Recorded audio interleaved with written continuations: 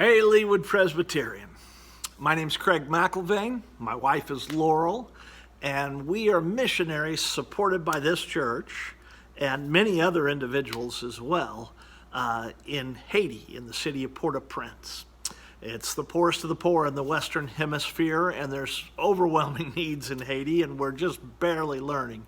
We were down for about 9 months. I came back to do a wedding. I was supposed to be here for 4 days, and we got stuck because of COVID.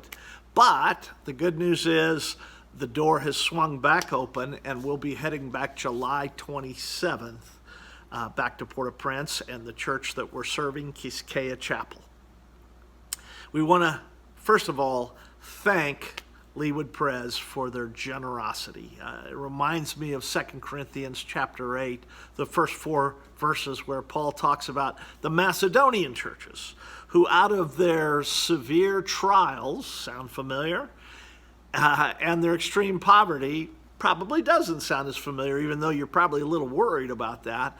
It says that it welled up in them to generosity, and they saw it as a privilege that they urgently pled with Paul, please let us participate in this privilege of sharing with God's people in service there. And that's, again, what you're doing. And we are so thankful that you see it as a privilege because that's how we see it. We see it as an incredible privilege to be able to serve the poor in Haiti.